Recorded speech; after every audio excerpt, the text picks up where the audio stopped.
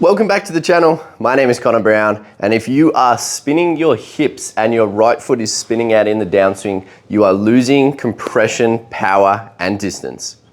Firstly, a lot of golfers aren't improving their golf because they're not subscribed to the channel. This video might not be the one for you, but the next one might. So let's subscribe to the channel, hit that notification bell, and that'll notify you when the next video comes out so we can keep improving your golf. So as we are making a downswing, what we want the trail foot to do, the right foot for the right-handed golfer, is we want it to come down and we want it to what we call bank. So it's rolling onto the inside of my foot.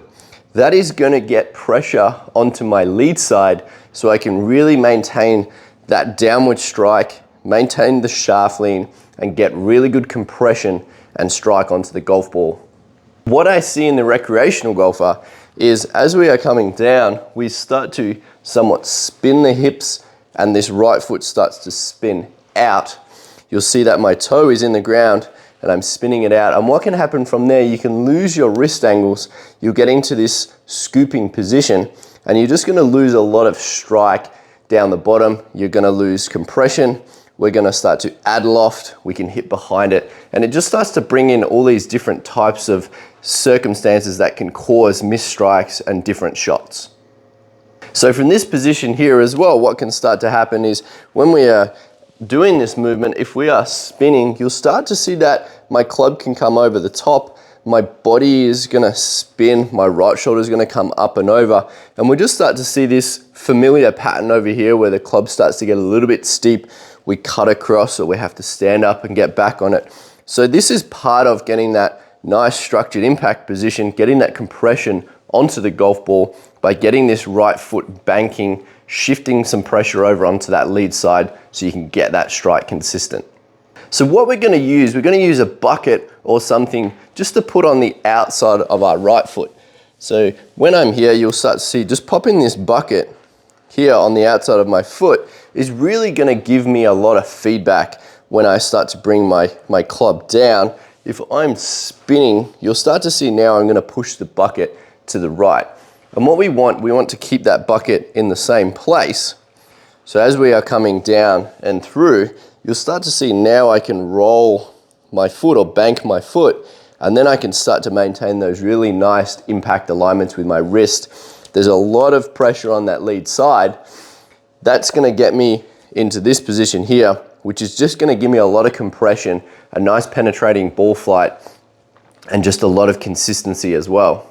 And we're just gonna have some little practice swings here, and all we're gonna do is just have an abbreviated follow through. So short backswing, abbreviated follow through, and you can start to see there, when I move this bucket out of the way, my heel has just come off the ground ever so slightly.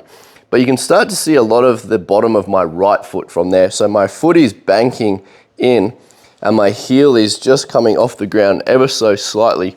I don't want to be doing that position there early in the golf swing. The foot is gonna come somewhat completely off the ground when I start to finish up here. And you can still see from there, it's still sort of tilted down. It's not perfectly up and straight. I'm still maintaining that position. So from this position here, as it's coming through, it's not completely coming off the ground. It is still staying banked, it's rolling, then my heel is coming off the ground ever so slightly to get me into that position there in my finish. I'm not really trying to get it completely off the ground and straight. So we'll hit some shots just having that small abbreviated sort of follow through and backswing. Just ensuring that my foot is banking through, and there I feel a lot of pressure onto the golf ball. I feel like I'm really compressing the golf ball. I've got pressure on my left side at impact, and I can maintain my wrist structure and my wrist positions through impact. And then from there, we'll just start to build the swing up. So once you start to feel a bit more comfortable with that position with the right foot, we'll just start to get a little bit more backswing and downswing. And you can see there that my foot, once I move the bucket, it's come off the heel a little bit. My toe's on the ground, but it's probably more banked and rolled in than actually come up and off the ground.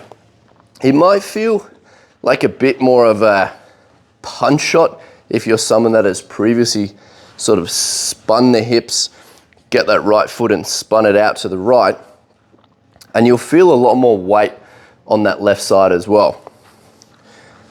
So once we're there, we'll take the bucket out of position. I'm just going to try and recreate that feeling, and you'll start to see, if you look at sort of my knees and my shins, you'll see I'm almost like surfing in a way. They're pushing forward and I'm banking that right foot in, and you can almost start to feel like the foot is drifting towards my lead foot in that position there. So we'll start to go a little bit longer backswings. And you'll see from that position, still maintaining it. Because when I finish my golf swing, as I'm going through, you almost start to see my arms and my wrists will fold and get me to the top. I don't really want to try and pull myself over and get this foot completely off the ground and spin my hips. We'll see this position quite regularly in that finish position.